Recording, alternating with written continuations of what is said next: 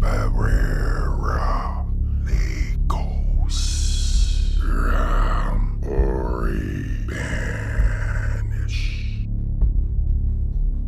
C10, Demonio, Dinaja, Abarera, Nikos, Ram, Ori, Banish, C10, Demonio, Dinaja, Abarera, Nikos, Ram, Ori, Banish, C10, Demonio, Dinaja, Abarera, Nikos, Ram, Ori, Banish, C10, Demonio, Dinaja, Abarera, Nikos, Ram, Ori, Banish, C10, Demonio, Dinaja, Abarera, Nikos, Ram, Ori, Banish, C10, Demonio, Dinaja, Abarera, Nikos, Ram, Ori, Banish, C10, Demonio, Dinaja,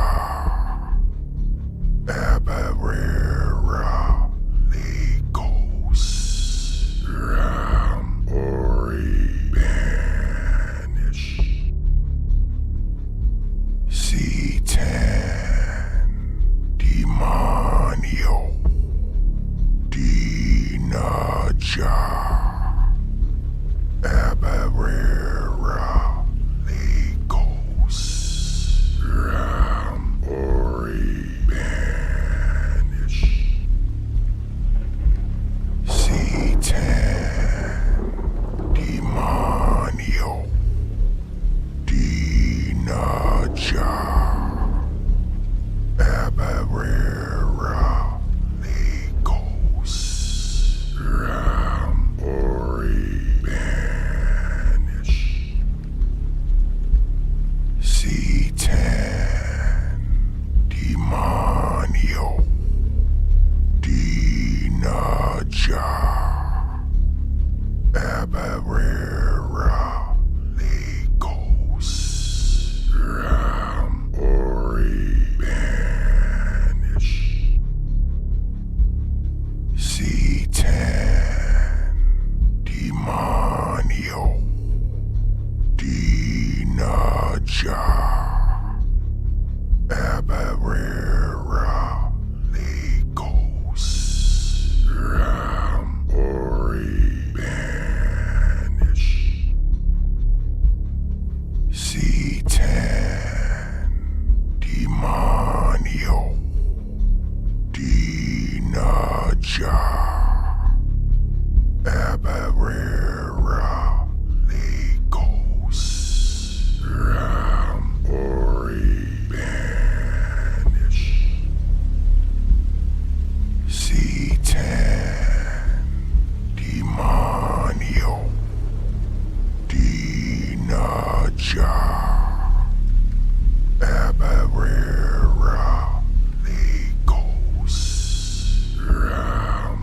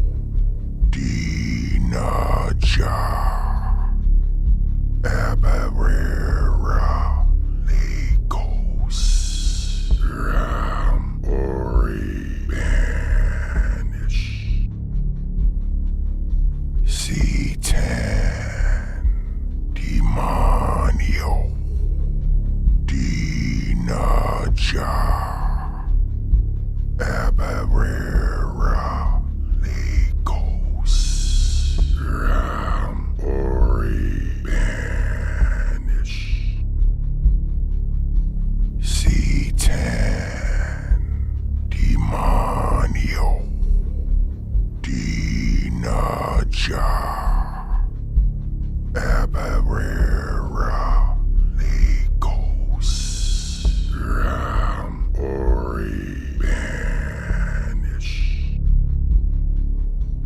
C10, Demonio, Dinaja, Abarera, Nikos, Ram, Ori, Banish, C10, Demonio, Dinaja, Abarera, Nikos, Ram, Ori, Banish, C10, Demonio, Dinaja, Abarera, Nikos, Ram, Ori, Banish, C10, Demonio, Dinaja, Abarera, Nikos, Ram, Ori, Banish, C10, Demonio, Dinaja, Abarera, Nikos, Ram, Ori, Banish, C10, Demonio, Dinaja, Abarera, Nikos, Ram,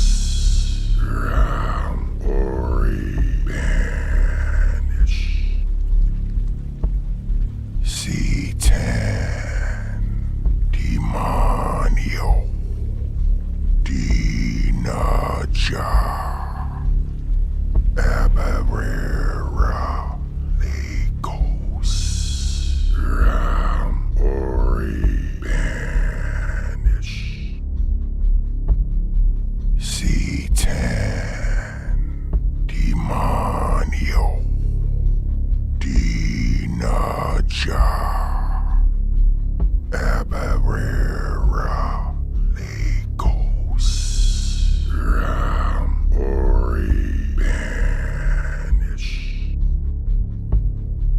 C10, Demonio, Dinaja, Abarera, Legos, Ram, Ori, Banish, C10, Demonio, Dinaja, Abarera, Legos, Ram, Ori, Banish, C10, Demonio, Dinaja, Abarera, Legos, Ram, Ori, Banish, C10, Demonio, Dinaja, Abarera, Legos, Ram, Ori, Banish, C10, Demonio, Dinaja, Abarera, Legos, Ram, Ori, Banish, C10, Demonio, Dinaja, Abarera, Legos, Ram, Ori, Banish, C10, Demonio, Dinaja, Abarera, Legos, Ram, Ori, Banish, C10, Demonio, Dinaja, Abarera, Legos, Ram, Ori, Banish,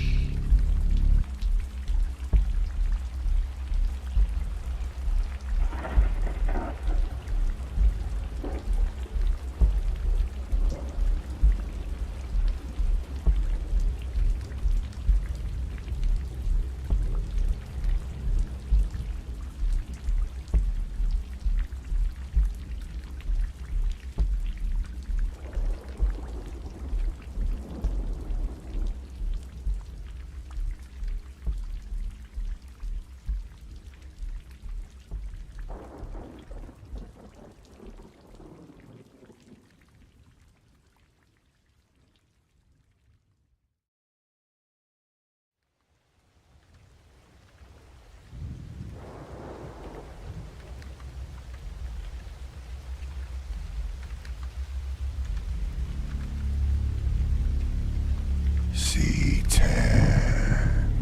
Demonio, Dinaja,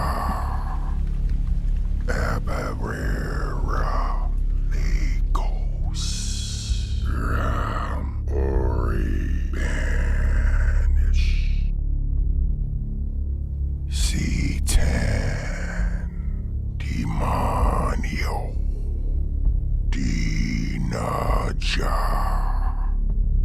Abarera, Legos, Ram, Ori, Banish,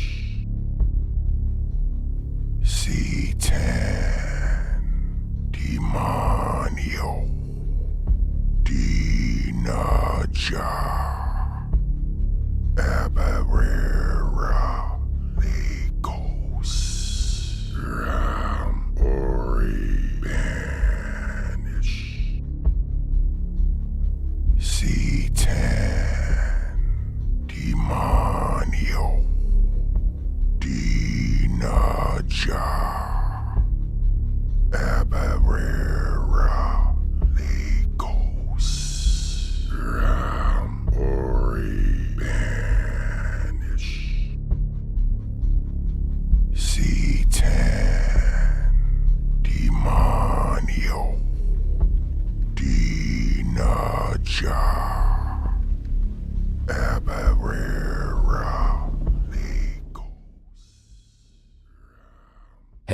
Hello, everyone. Welcome to Apocrypha, I like to say the number one occult podcast on YouTube. I don't know of any other occult podcasts, so I don't want to misrepresent the podcast and say that it's more than what it is, but I'd like to think that this is the number one occult podcast on YouTube because we're the only one. The best. Exactly, the best. How is everyone doing?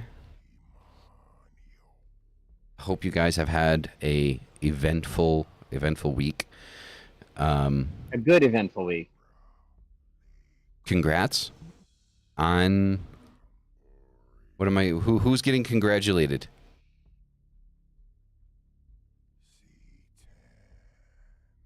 I don't know, but it looks fun. Yeah, it does. Looks festive. My eyes have been getting so much worse. Like I can't even read the text on my phone. Oh, I'm terrified when that's going to start happening to me. I will be gracing you guys with me eating in front of everybody again, so that'll be fun. So yeah, I'm running crazy late today. And so for those of you that don't know, my birthday was yesterday. So that was interesting. I'm officially 38. It's kind of terrifying. Happy birthday anniversary. Right? Yeah. Happy born day. Happy born day. Happy coming into the world screaming naked covered in somebody else's blood day. Yeah. Happy being cut out of somebody's stomach and uterus day. Gotcha, Teresa. Wow, sad world. Yeah. You got a kid that's going to be 21. Okay. I know, right? All right. Rock on.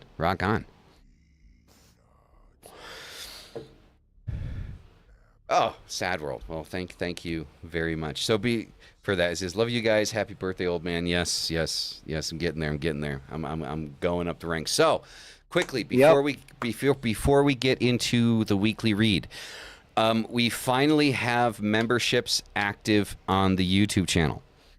So with that being said, if you guys are going to or feel like subscribing on a monthly basis anywhere, I would like to say that I would prefer to be here on YouTube because it's going to be easier for myself and Mystic to provide you guys with extra content to make it worth that monthly expenditure.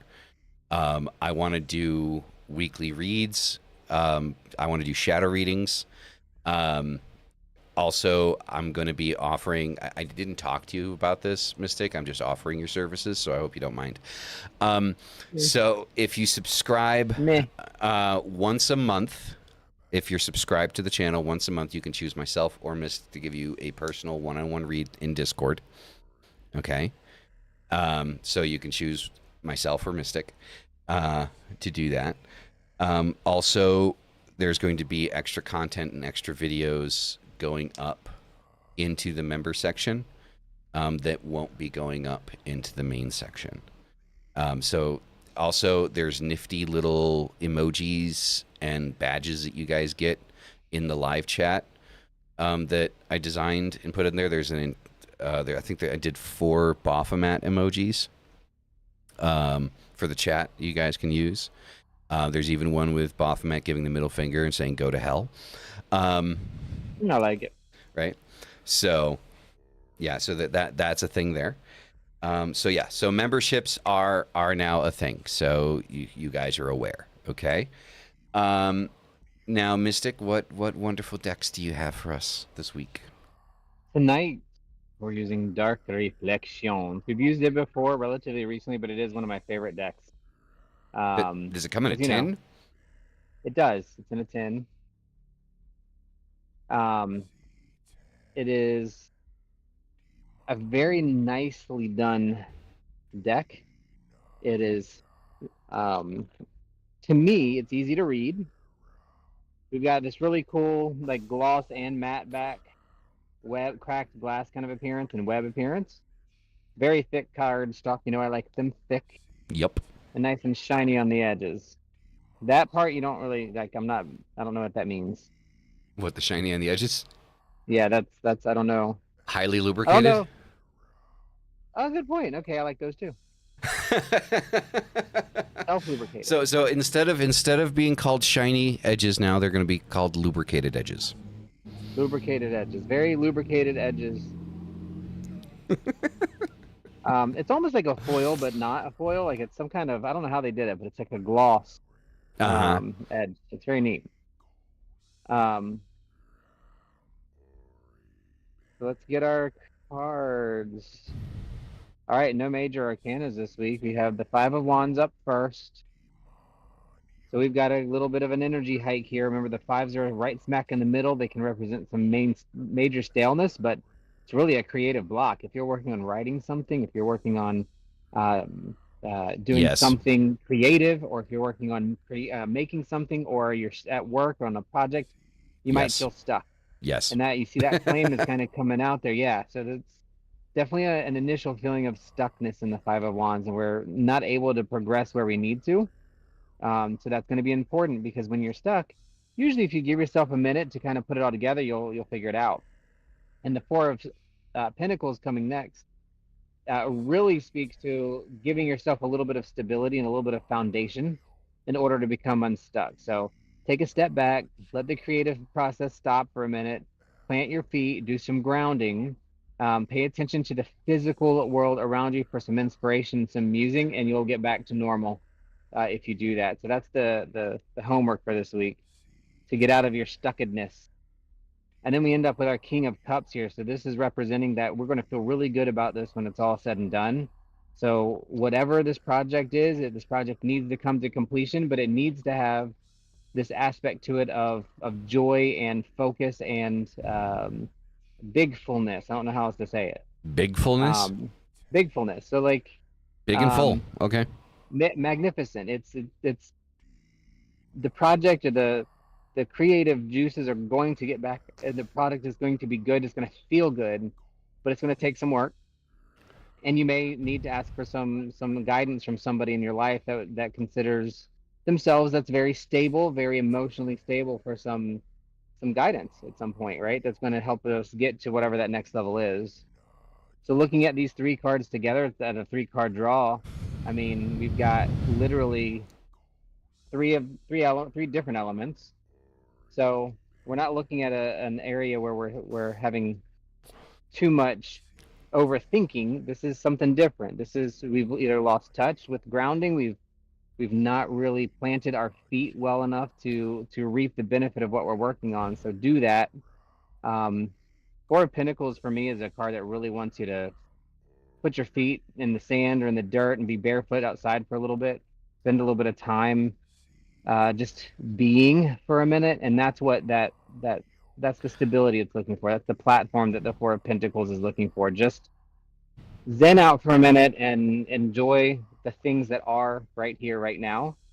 And the King of Cups is this whole empowering end result of, I've made it to the thing that I'm trying to do, and I'm fulfilled because of it. So, Right. um, I mean, for as good time to much as I would love to stick my feet into dirt, like outside my house, there's fire ants and black widows, so somehow I think that would hurt. well, reconnecting some way. I know you're being facetious, but Yeah. reconnecting though some way to the things that are around us is a really good way anyway, to Yep. kind of reset yourself and get those creative juices flowing again. So if you're feeling stuck, it's not going to last long, but don't push it because you'll just make it worse. Right. Oh, definitely. Definitely. The dark reflections have spoken. Yeah. I don't know. Maybe it's just the name of the deck, but I mean that deck lends itself to being very, shadow work related. It is, and the images on it also really reflect that. Yeah. So I mean that's something that I think is. I mean, today, for example, I was flipping through. Like, I am such a diva when it comes to tarot decks. Honestly, like, I think I spent an hour online because I really want another deck. Like, I want another Oracle deck, another tarot deck, something. And I think I spent like an hour today at some point scrolling through different websites, Amazon, stuff like that, looking for something that caught me. And I just look at them like, eh. Like, I'll put like 20 of them in my cart uh-huh. so that I can come back to them later and see if I'm still interested. Because I'm at the point now where I think I've got all the decks that I'm really interested in. Although Right. now I'm buying Kickstarters mostly. Yeah, I got to look into that because the ones that you've gotten off of Kickstarter, Amazing. yeah, those are on another level. So, by the way, guys, the Oracle deck is finished. The Oracle Nice. deck, yeah, the Oracle deck is finished. All the cards are done. Now they just need to be printed. So, Are you gonna print press them or are you gonna like game craft them?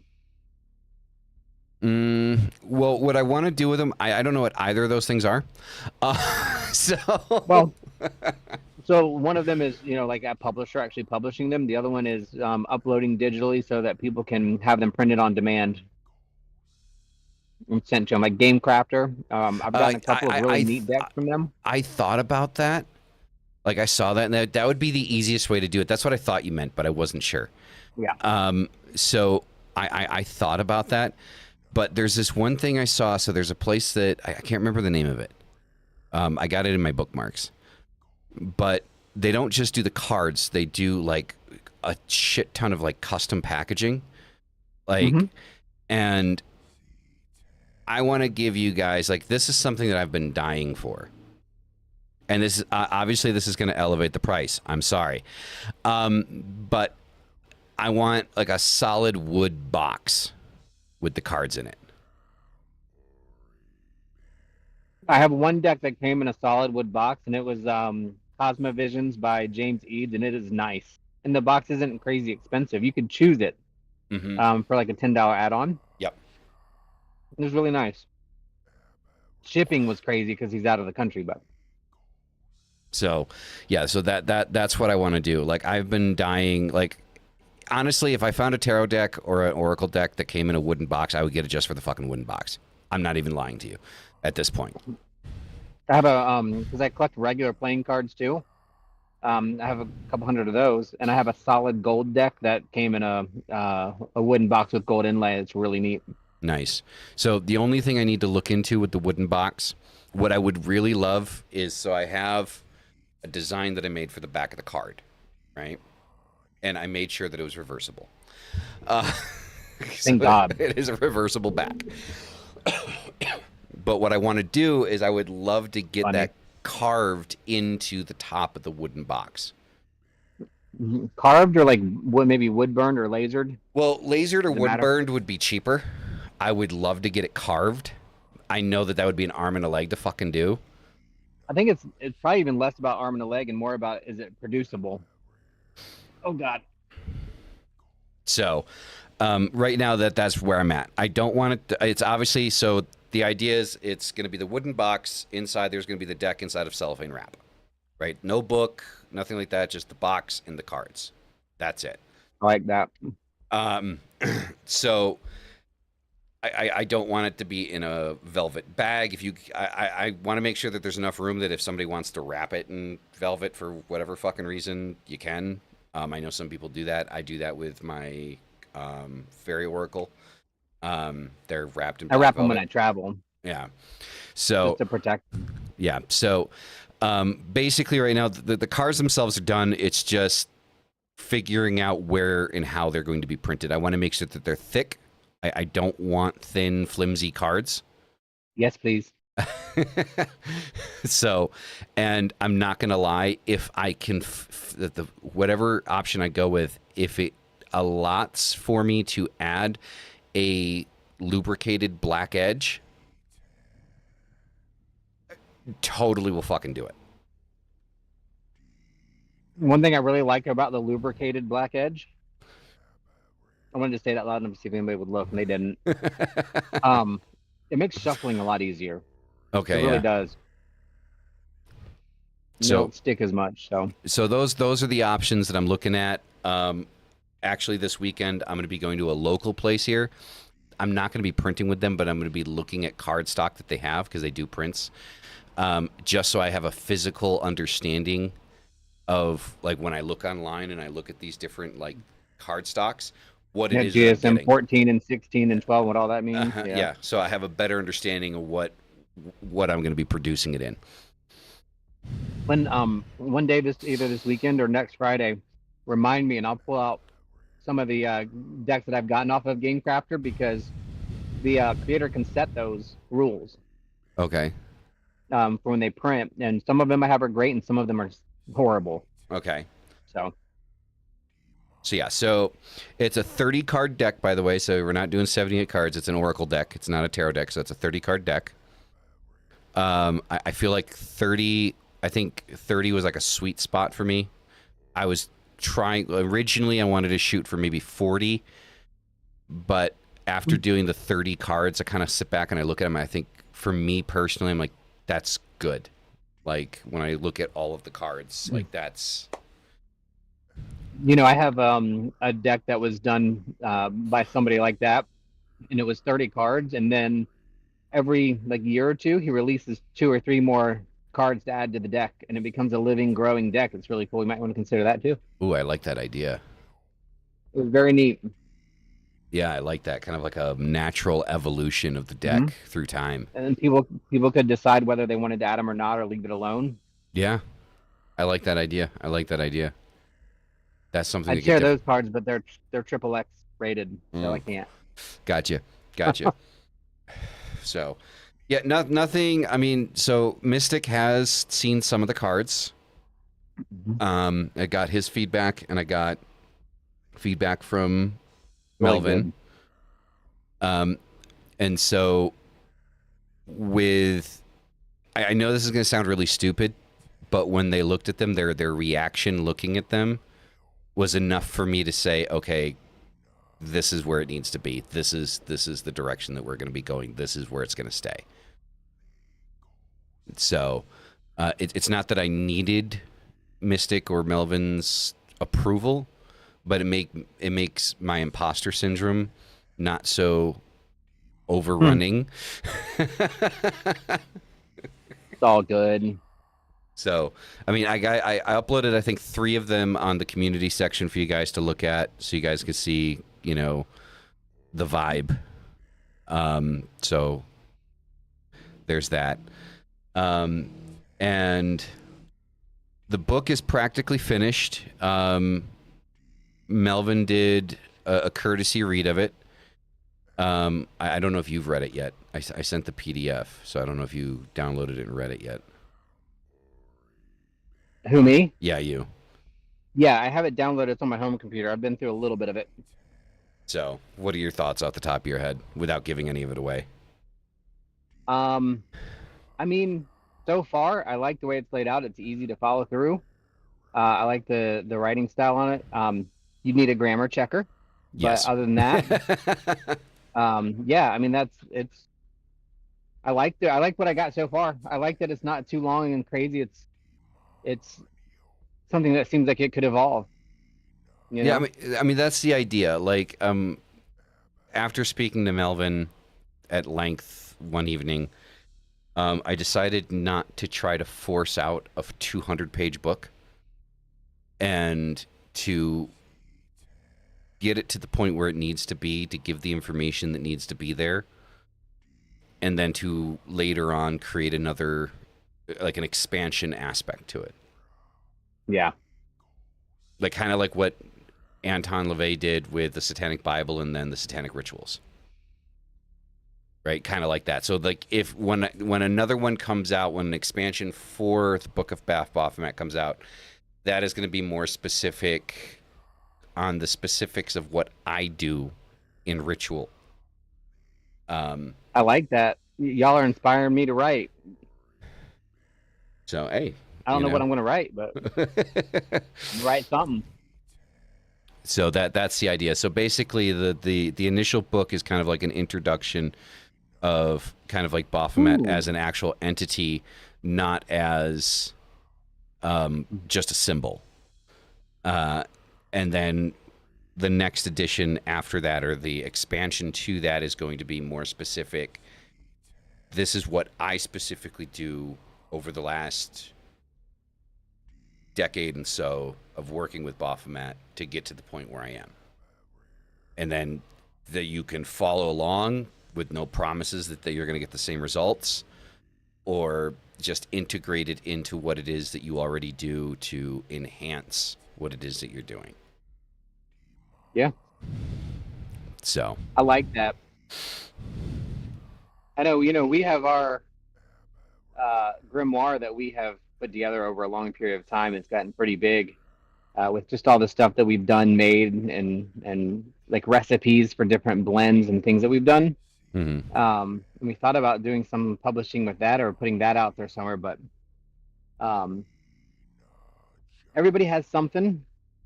So you have to have something that is not what everybody else has for it to feel good. You know what I mean? Yeah, So I that's do. one of the reasons why I thought what you wrote was nice. There's nothing else. Like there's the book of Baphomet, which I shared, I think, on here that I love. Mm-hmm. It was a really good read, but it's completely different. Like it's not the same even style. I don't know of anything that's hits that specific piece that you've written on. So that's a good thing, Mm-hmm. you know? So, well, I mean, I just took it from the stance that, like, what I've been saying for the last, 2-3 years that we've been doing the show is that for me in my journey, Baphomet is not just a simple representation of the occult, but is an actual entity and has something valuable to offer if you're willing to go through, the time and effort it is to connect with him as an entity. You Yeah. know? No, not to change the topic or to give away or move forward to the topic, but that just sparked something in me about writing. One thing that I am very, very good at is writing, technical writing, not like Mhm. creative writing. It would be really neat to put together, and I'd work with maybe some other people, some other witches or whoever, and write something or a blog, set up a blog of some sort or something, even put it in a book about how to do at least a decent job at verifying a source, gathering information, and critically thinking through. That is literally what my job is 99% of, Mhm. is critical thinking, investigation, and answering questions and risk management. So it'd be neat to do that from a spiritual and pagan perspective, because I that's think something we're going to talk about. But yeah, I could do that. I think the occult desperately needs like a guide on kind of critical thinking in the occult. Like, and I also think people need a better understanding of what critical thinking is, right? Like, Yeah. and how it is to practice critical thinking. And because I know that, like, when you bring that up to people, a lot of people will generally become immediately offended because they think that Yep. you're calling them an idiot, and it's not the case at all. It's not the case at all.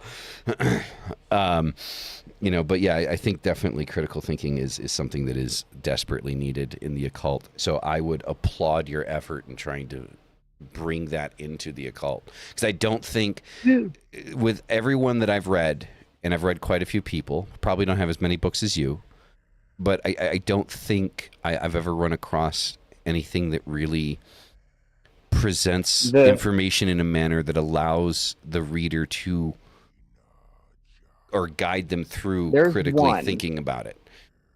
There's one. We need to find out how to get a blog, because I write blogs for my work all the time now on clinical stuff. So that's something we should do. Oh yeah, I would love to do that. It's something that I'm good at, writing short stuff. But there is a book. It's called, what's it called? The Empowerment Manual by Starhawk.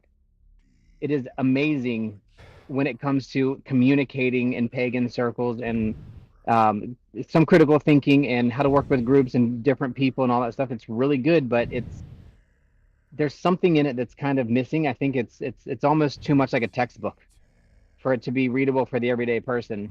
Mm-hmm. So, but if anybody is interested, that is a great, great, great book for personal growth. It's the Empowerment Manual by Starhawk. It's really good. Yeah, I've been reading it for like 3 years, and I'm still halfway through it. I'm going to be completely. This is going to sound kind of goofy, because I normally really dislike the whole self-help market. Oh, I'm with you on that. Like, I'm not a fan of the self-help market. But, well, self-help is great, but self-help isn't self-help. You have to. That's just not how it works. All right, George Carlin. Shut up. God, if he was still around, he probably would just have a heart attack every day. Okay. With the way the world is, he just would not. He went when he had to go because he would not have made it. Yeah, And exactly. everything that he does is really, It's still relevant today, really though. on the thing. Yeah. It's still 100% relevant Yeah. today. Like, if you watch George Carlin's comedy, it is still 100% relevant today. If you guys are into political comedy, like, that just tears Where's everyone she apart, at? Brad, do you think you could help her? then, I would definitely say, like, give George Carlin a watch, because guy has He'll me help you. rolling I'm on every a time. phone, but I think he'll help. Right. I'm sorry. George Carlin just gets me rolling all the time. So. Oh, she got down. And if you're wondering, this skit that Mystic was referencing is George Carlin was talking about making fun of self-help, right? He says, what the fuck is self-help? He's like, you buy a book to help yourself, but if you could help yourself, you didn't need to buy the book. That's help. Right, because the book is somebody else helping you. Right? Because So... everything that you do is usually twofold. You learn things from around you and experience things, and then you either are good at applying it to get to the next level of something you're working on, or you don't. And that is where the self-help part for me would come in, is learning how to apply things to yourself to grow, to do whatever it is you're trying to do. You know what I mean? Divination Witch, welcome. It's good to see you again. We'd love to get you on here for a chat sometime. But the only reason I haven't reached out is quite literally because I am aware that it's almost 2 o'clock in the morning for you. So, but on the note of self-help, one of the reasons a lot of self-help just irritates me is either it's completely void of any spirituality whatsoever, or directly dives into God. Right? It's one of the two. Like, it's always on an extreme. Right? So you either have, it's completely devoid of any spiritual reference whatsoever, or it's 100%, what's that stupid fucking phrase the Christians say? Give to God and let him, I don't know what the fuck it is, like Jesus take the wheel. Yeah, some shit like that, right? So something like that. And Yeah. It is, when you put everything together, that's one of the main reasons why I don't feel like Christianity would work for me in any way, shape, or form. It's literally blaming everybody else for your problems and handing everything over to somebody else, versus taking responsibility for what you can do and figuring out yourself and growing yourself. And that is the best self-help book I've ever read in my life, was Uncle Setnack's Guide to the Left-Hand Path. Like, seriously. Next Friday? Yeah, sure. How do you feel about that? Down to have Divination Witch on next Friday? Absolutely not. Not okay. I'm just kidding. Yeah, that'd be fun. That would be fun. I'll be home. Yeah, I get back from Illinois next week, Thursday. So awesome. That would be fun. But yeah, that's the thing. What we are missing, and overall, you mentioned when we were talking before the show, you mentioned critical thinking is what's missing in school, but it's more than that. It's the ability to think. We don't teach how to think. A lot of people are trying. Like you said, yeah, a lot of people are trying to teach what to think, not how to think. Yeah, and I got so fucking lucky with my school that I went to. Mm-hmm. I had teachers that cared and that really did teach to think, not what to think, and just was lucky. My favorite teacher in high school, 10th grade, Mr. Lamont, my 10th grade English teacher, right? Always English teachers. Yeah, he was my favorite teacher, but I hated him for like a semester because like he called me out in front of the whole class to make a point, but in a positive way, right? Like doesn't matter, right? Right. Essentially, like it was the first day, 10th grade English. I'm all gothed out. I got black lipstick on, black eyeliner. I'm wearing a Marilyn Manson shirt. I got my big baggy pants on, right? Total fucking mall goth, right? Long hair. And he opens up the class by pointing out that everyone in his class is a complete, utter sheep of society and has absolutely zero idea of who they are or what they are. And he says, except for him. That's a good target on your back in 10th grade.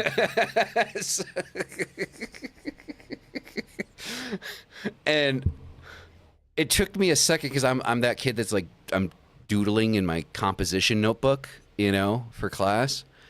And then I slowly began to kind of realize that everybody was looking at me and he was pointing at me. And the anxiety level that I felt, like, I don't think I've ever felt like anxiety on that level ever again in my life. I believe it. I had two experiences similar to that. One was my 7th, 8th, 9th, 10th, and 11th grade teacher. She was English and Latin. And I took, obviously, her English 1 year and then Latin for 4 years in high school. And I remember she was the hardest teacher I ever had. She was the lowest grade I ever had in school, which was an A-. Same with Mr. Lamont. She just was so tough. And then, you know, people would complain about her and that she was too much. But every once in a while, like I would say once a week or once every 2 weeks, people would be a little rowdy or whatever. And she'd stop everybody and just, all right, guys, what's the lesson we're learning today? Because obviously it's not English or Latin. Something else was going on. What's going on? And I learned how to engage with difficult situations with her for that time. And she actually ended up being the teacher of the year for our city for a while, years after I graduated, which was nice. And then my 10th grade science teacher, who literally picked a kid up in his desk and carried it out the door and set it back down because he called somebody an F word. And he's like, you can call people a lot of things, but you're not calling them that. And literally picked him up, put him outside. The dude was so scared he did not move the entire rest of that day. Mr. Wick. Mr. Wick. Yeah. So Mr. Wick. Yeah. The whole point that Lamont was going for, I don't remember his first name, and I don't think he works there anymore. But the whole point that he was trying to make is, and it was an important point. He says society will desperately try to tear your identity away from you. Society wants you to fit inside of a mold that doesn't ask questions, that doesn't think about what they're told, that doesn't stand up for what they believe in, that just goes through the motions, has a few kids, buys a house, loses it after they die, and that's it. And his point that he was making, he said, if there's anything I want all of you to learn from me, is when you figure out who you are and you're happy with who you are, never, ever let it go. Because the moment that you allow society to sacrifice your identity at the altar of society, at the altar of government, for as much as you try to get it back, it'll never be the same again. Nope. And that was what he said after pointing at me. And it's true. Things are going to shift regardless, but it always comes back to the same. The and I hate using the term sheep because it's so sheepish Biblical? to use it, you know? Yeah, well, it no, is. it's just the thing that everybody uses now, and it's kind of lost its meaning, but Its impact, yeah, definitely. its impact, yeah. Because I don't think most people want to be sheep, but it's the easier path.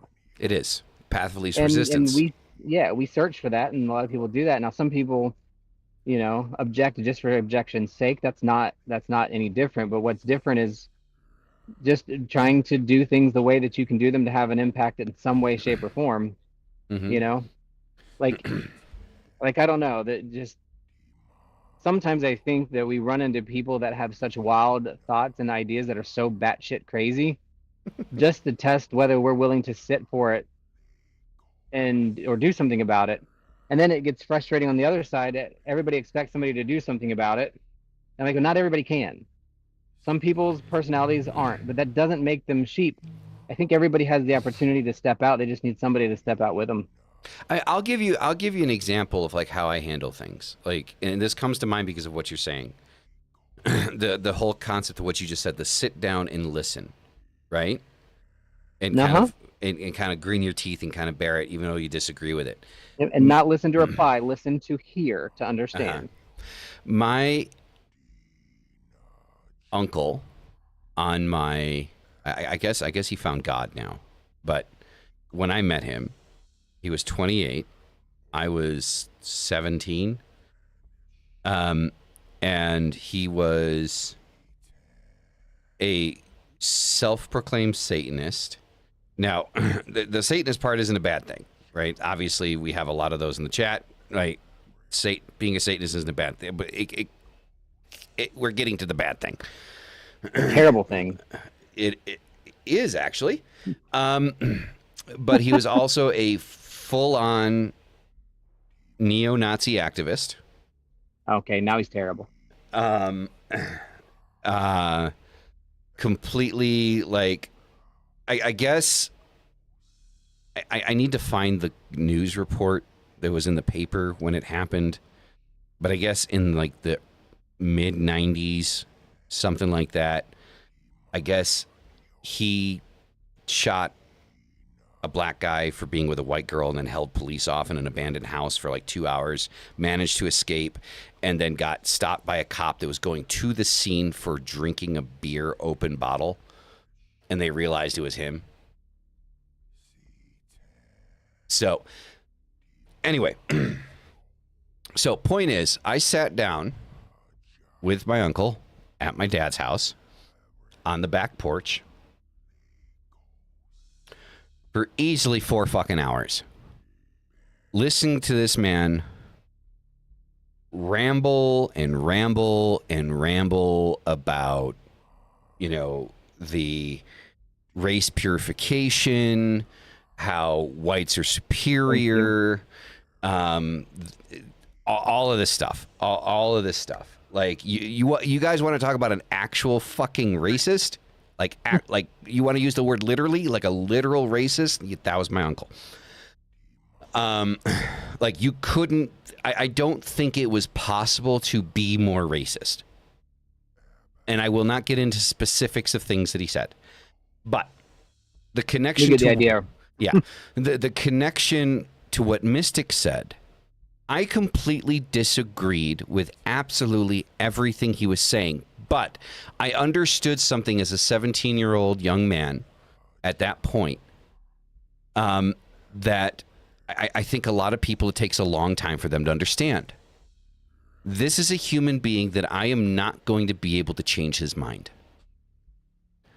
No matter how much I disagree with him, no matter how much I combat his points, he is so ingrained in what it is that he's into that there is zero that I could ever potentially possibly say that would ever change his mind.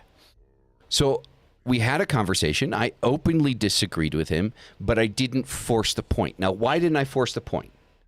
Well, one, it's potentially dangerous, just knowing his history. Well, there's no point because it won't change anything. Yeah, exactly.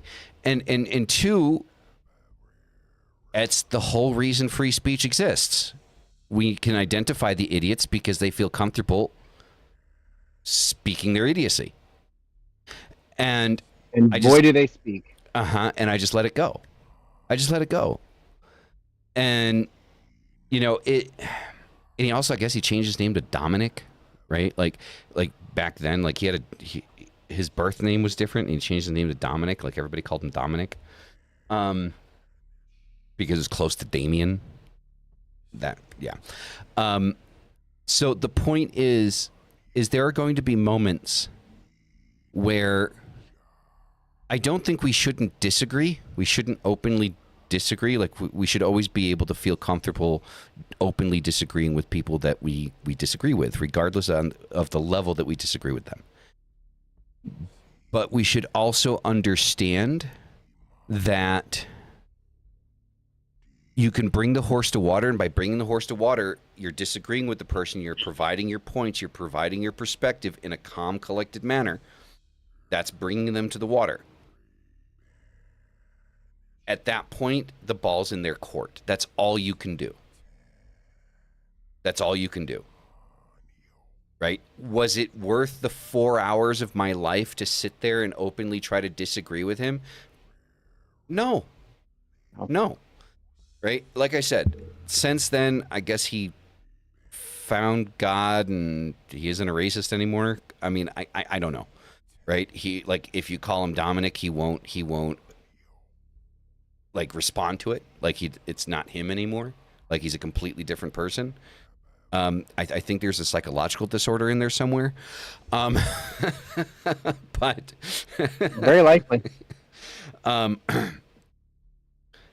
I do think there is validity in understanding, maybe not understanding, but yeah, understanding that these extreme opinions exist.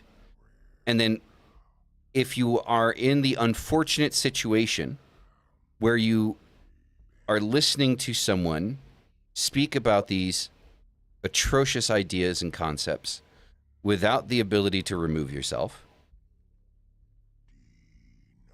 then just take the opportunity. Like, I believe in the concept of know thy enemy.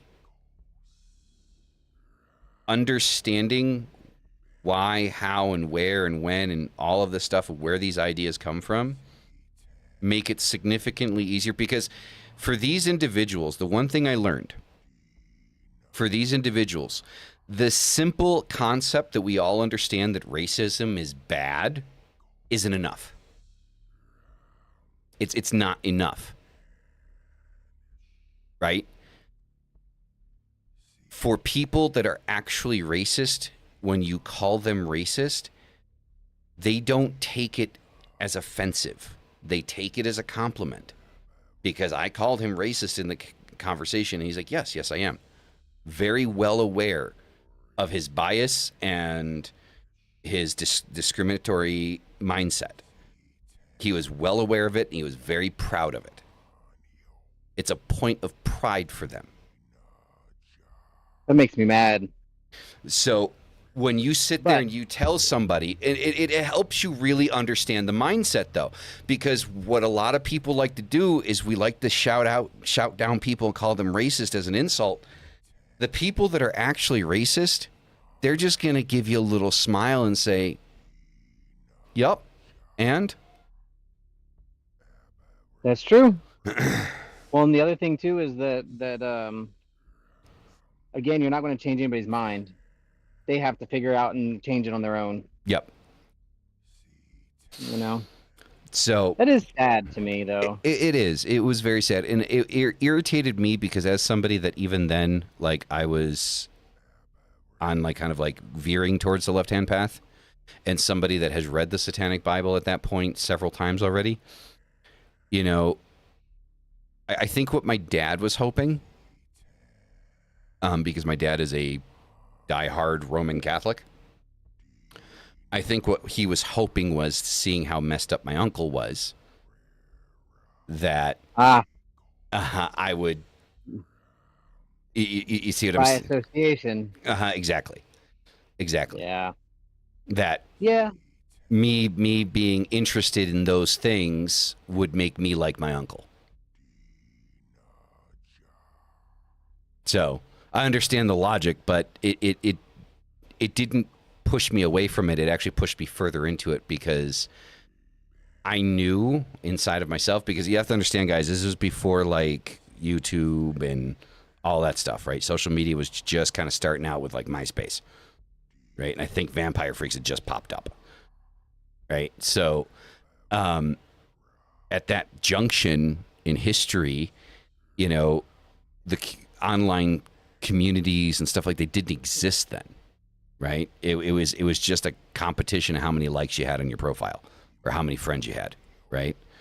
And that dude Tom was always your first friend. So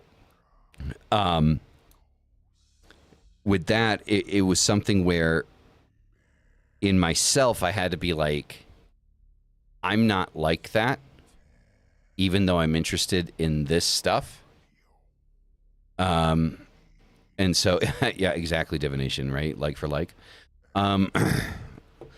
So, and it kind of pushed me further into it. And I think that really kind of irritated my father, because he was hoping I can see that. he was hoping it was going to completely veer me away from it, and it didn't. It pushed me further into it, because reading the Satanic Bible and understanding the Satanic Bible has nothing to do with any of that. Like, it does not promote or condone racism, discrimination, violence. You know, No. None of that is, it could be, especially in a spiritual path that is so intensely focused on personal accountability, of understanding the societal moral codes of what is right and wrong, and knowing the absolutes, right? It is a book that assumes that you understand the absolutes of the societal moral compass, and that there are absolutes that exist in society that exist in the sense of not being an asshole. You know, so I knew that, like, my uncle was, for lack of a better term, perverting, you know, the Satanic Bible and, you know, the philosophy of Anton LaVey, by attempting to incorporate it into his ridiculousness. I mean, to give you just the full spectrum of how bad it was, you know, the whole Nazi eagle thing with the swastika at the base? He had that tattooed on his back, like full back tat. And he was completely proud of it.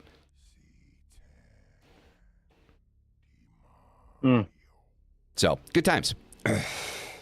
Seriously. But the point is like I said, how that connects with what Mystic said about listening, right? And taking that opportunity, because when you start screaming at people and yelling at people, there is no progression. And even if you can't progress with the person that you're talking to, you can progress inside of yourself. You can do one of two things. You can, inside of that conversation, double down on your own beliefs and say everything this person is saying is proving or supporting the reason why I believe what I believe, which is going to be an element of self-satisfaction. Or it can present you with new ideas that you haven't considered before and you might want to incorporate into your life. Again, we're not, in that aspect, we're not talking about the racism, Nazism. We're not talking about that. Don't incorporate that into your life. Okay, that's not what I'm saying here. Okay, Yeah. It's an extreme example for perspective, right? That just so happened to actually happen in my life, right? I have never met another individual in my life ever like him, ever again. In all of the circles that I've run in, all of the people that I've hung out with in the heavy metal community, in the satanic community, in the occult community, I have yet to come across another individual that is even remotely close to what my uncle was.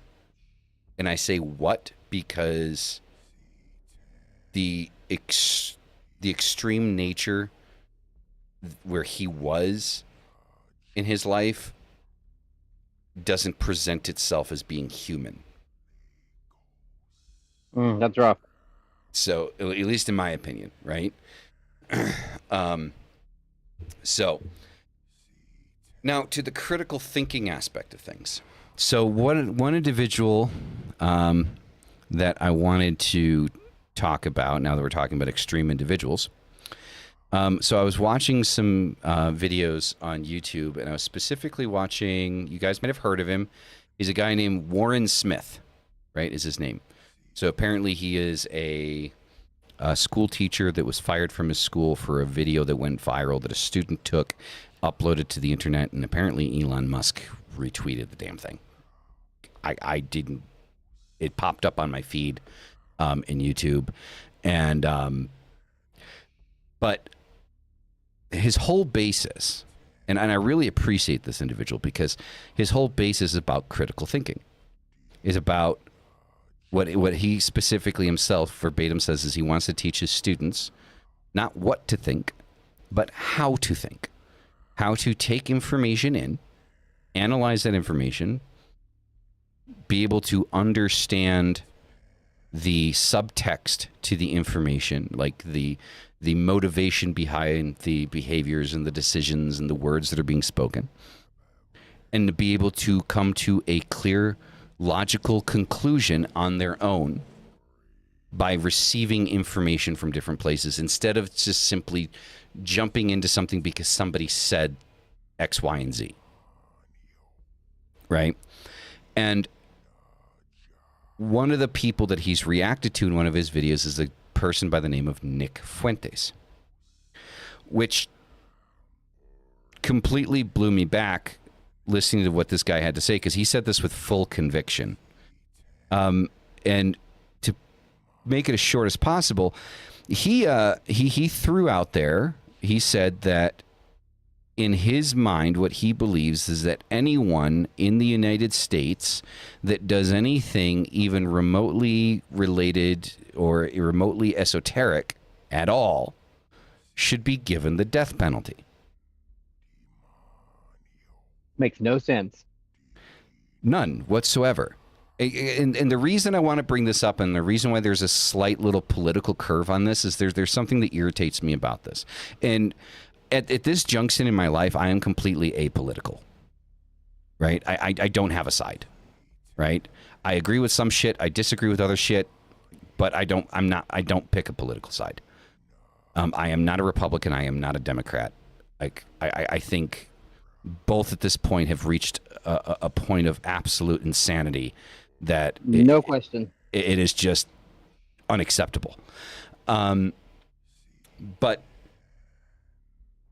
obviously we're talking about the far right here. And one of the things that are really irritating me about these idiots, and yes, they're idiots, is because they're not drinking their own fucking Kool-Aid. Like, they like to sit there and bitch about the left shutting them down or saying, like, you know, denying free speech. It's like, I'm sorry, but the First Amendment isn't just free speech. The First Amendment, and if anybody in the chat's not in the United States, obviously this isn't going to apply to you. I don't know what the rules and laws and constitutional structure is of your country. I can only speak on what I know, and that's the U.S. Constitution. So the First Amendment is freedom of speech, freedom of expression, freedom of religion, right? And so to see these idiots saying that they want to openly saying on public forum that they want to cause bodily harm or threaten the lives of a group of people because of their spiritual beliefs completely contradicts their position. They are no more patriotic than Osama bin Laden hiding in a cave in Afghanistan.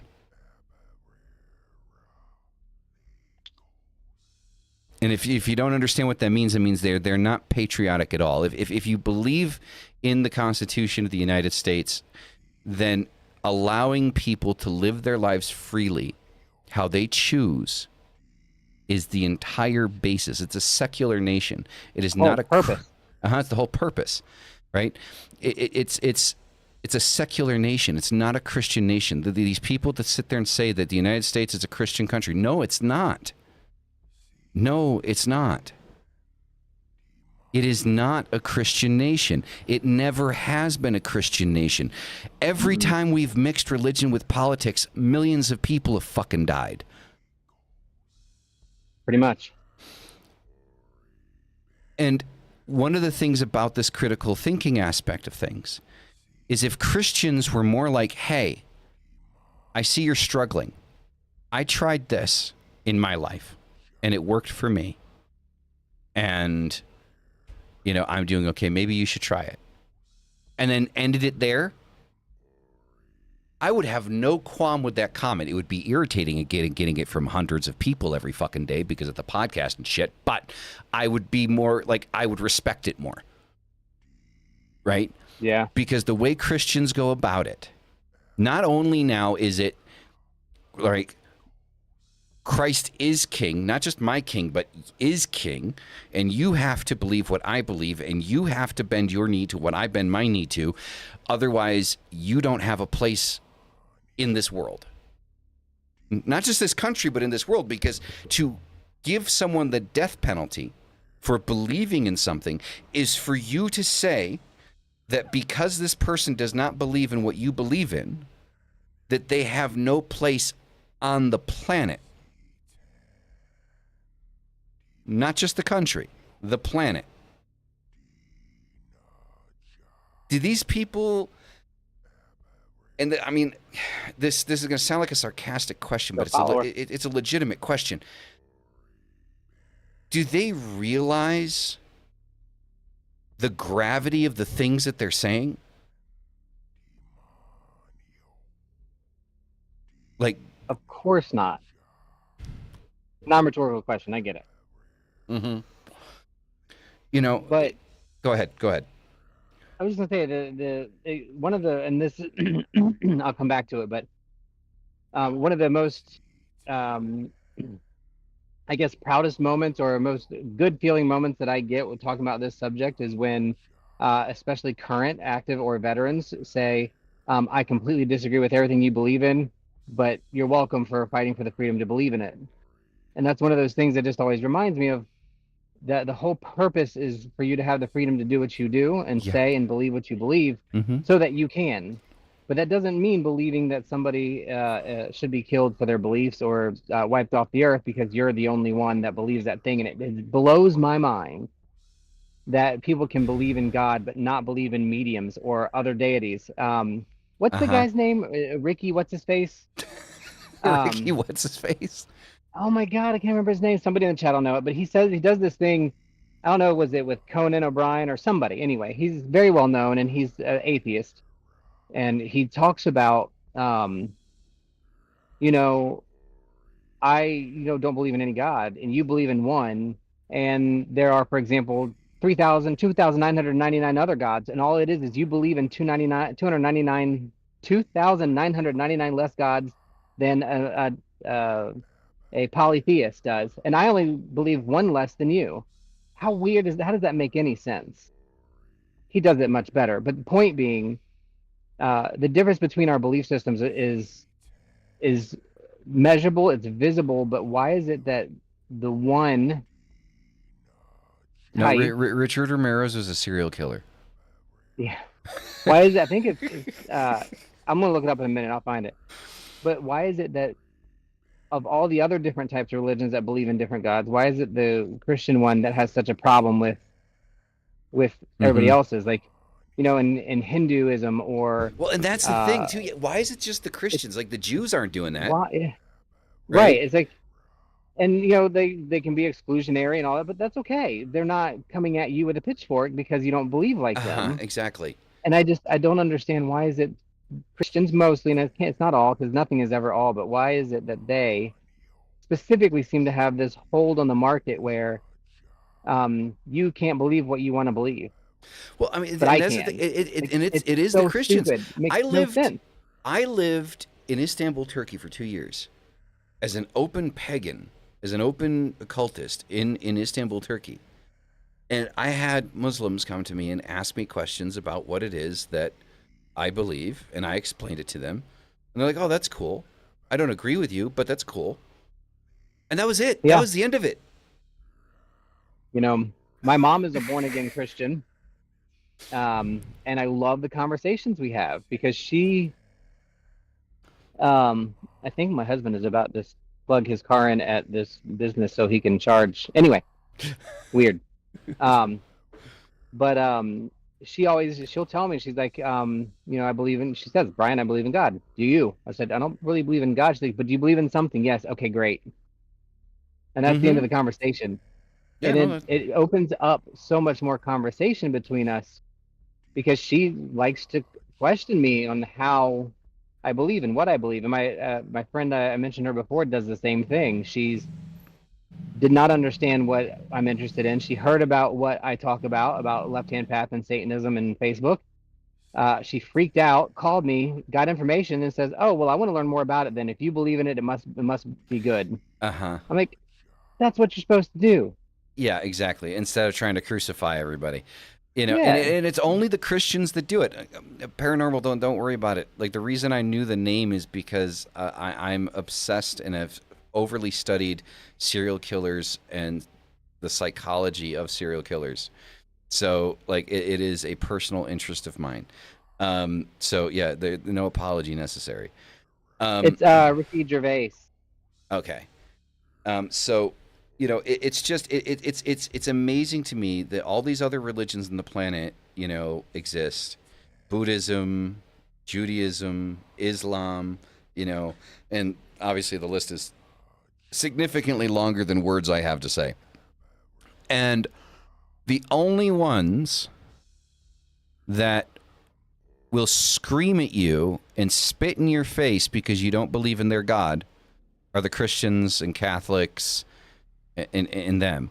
And I'm sorry, I'm sorry, but their behavior is in line with, if you were in high school or any level of schooling and started acting like that in school for any particular reason, you would be removed from the group. Uh-huh. You would be removed from the group because you are no longer creating a safe environment for the rest of the people in the group. I just don't understand it. Like, what is it? That's something that I would love to know more about, and maybe somebody in here can offer insight. But what is it in a human being that makes them feel that their belief has to be everybody else's belief, Mm-hmm. to the point where they recommend murder? And That's the believe thing. And that's the thing. Well, it. it scares the shit out of me, man. Like, legitimately. It's similar to the gay thing. Like when I was coming up, there was a big thing about like put all the gays on the island and let them just die on the island. I mean, that was a thing people used to say. I remember. And it's like, what is it that you're mad at me because I like dick, but you believe in a massive sky daddy in the sky that's speaking to you telepathically and telling you what to do? Like, so here's you want to talk about like the strange dichotomy of this. So my dad introduced me and had me talk to my uncle because he was hoping I was going to leave all the occult shit behind. Because he little did he know. Exactly. But he was one of those people, because you just saying that reminded me of him saying that. My biological father was one of those people that said that constantly. To take all, well, he used the F word, but he says take all of the and put them on an island until they all die out. And like you'll keep making a promise. And even then, it's 17. Like, I'm sitting there thinking about it. What is the difference between you and my uncle? You wear a white shirt and he likes to wear a black shirt with a pentagram? Makes no sense. That's the only difference between the two of you. Both of you just want to kill a bunch of people because they're into shit that you're not into. Somebody in chat said it right. It's power, control, and ego, and that is that is why humans can't advance. You know, it's just ridiculous to me. Like, and this whole concept, and this is on both sides now, like politically and spiritually and everything like that. There is nothing wrong with telling someone, I respect your beliefs, I respect your life choices, I just don't agree with them. There is nothing wrong with saying that. Mm-hmm. Right? You don't have to agree with someone. But that simple human respect, because now it's a thing where, like, this is more, I guess, on the left kind of thing, right? Like I said, I'm apolitical. Like, I'm bitching about both sides here, okay? Like, if you say, like, for example, well, I respect your decision to be transgender, right? If you say that, but I just don't agree with it, you're automatically labeled transphobic. It's like, well, no, it's not for me. But I respect it. They're not any less of a person, you know. You can't. that's hard because there's a lumping together. I think in that one there's Uh-huh. so much charge in it. I'm just using it as I an mean, I agree with example. you. It's not what I Yeah, think, but I'm just but using it as an yeah, example. no, I get that. But I think the important thing to point out or to kind of consider in that too is there's a difference between saying, um, I hear you and good for you what you do, but I disagree with it, versus I don't I what you do is not for me, because that's still respecting humanity of a person, which you don't have to do, Well, you but should. You should. You but you should. should. So when somebody says I don't agree with you being with the gay lifestyle, it's like, okay, that's really an asshole thing to say. Because nobody's asking you to agree or even Well, tolerate. I'm just saying it's that's why I different. didn't that's why I didn't use gay as an example.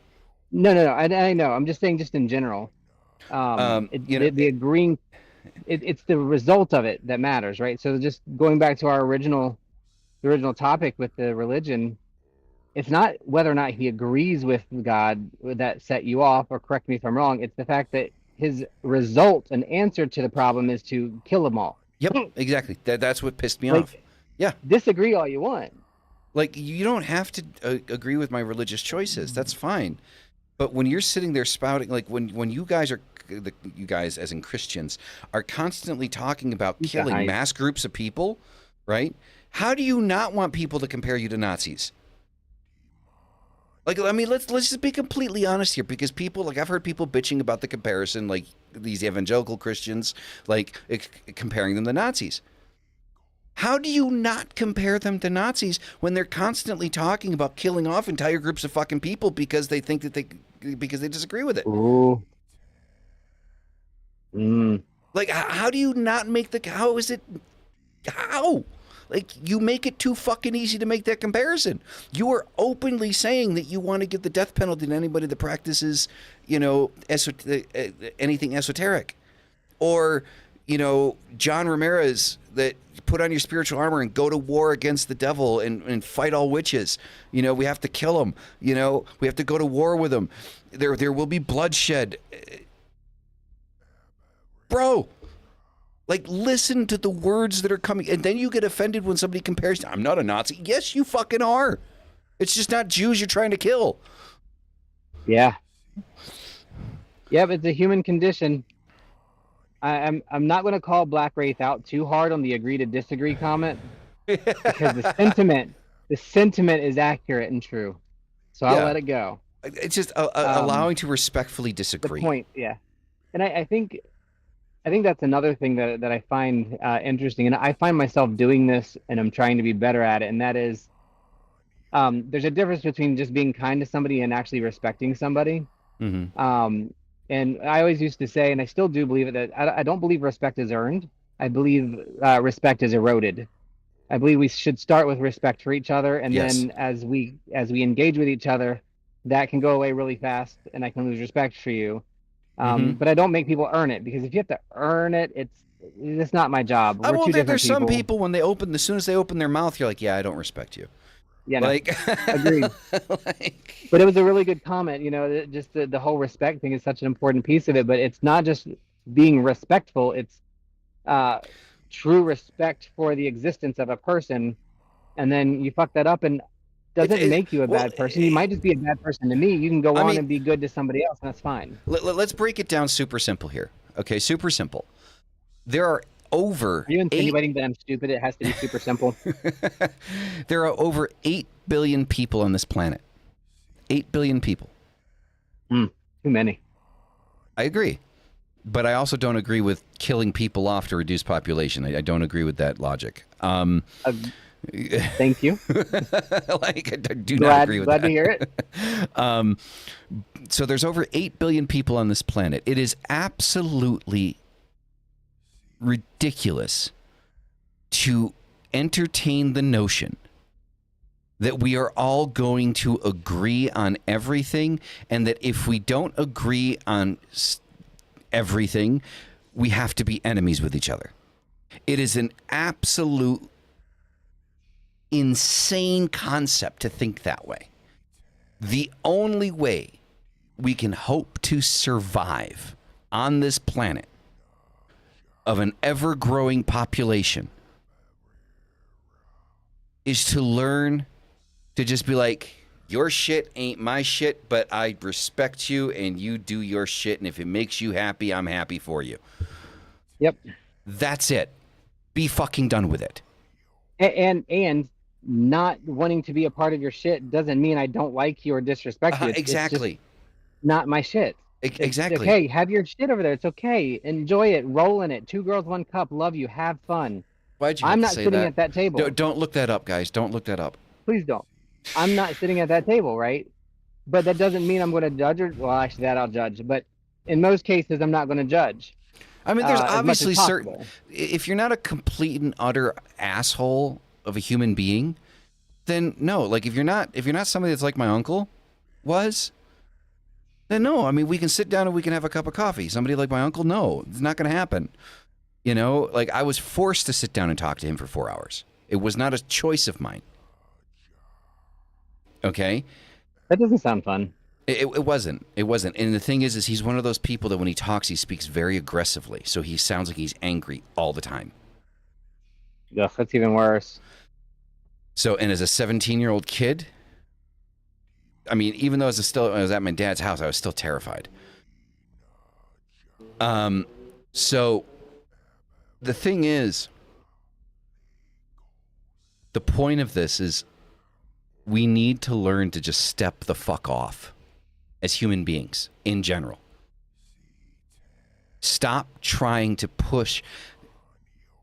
Ideological warfare is dangerous as fuck. Understand this and understand this well. Ideological warfare is dangerous as all hell. It does not end well for anyone. Running government or religion based off of ideology. Why do you think every time religion was mixed into government, millions of people would die? Every time. Because of the ideology involved in it. Ideology is dangerous as a governmental premise. And we are getting into politics because more and more politicians, particularly on the right, are cropping up all over the fucking place talking about how they want to end occultism in different shapes and forms. Mm-hmm. And it is really starting to get scary. I don't know if you guys realize the amount of people that are popping up that are public political figures that are openly and violently against occultism. And the amount of people in the public that are like, yeah, I support that idea. It is terrifying. The bad part is, I think, if you look at a whole, the percentage of accepting people is growing, but the small percentage that is against it is getting louder. Mm-hmm. And louder. That's what scares me.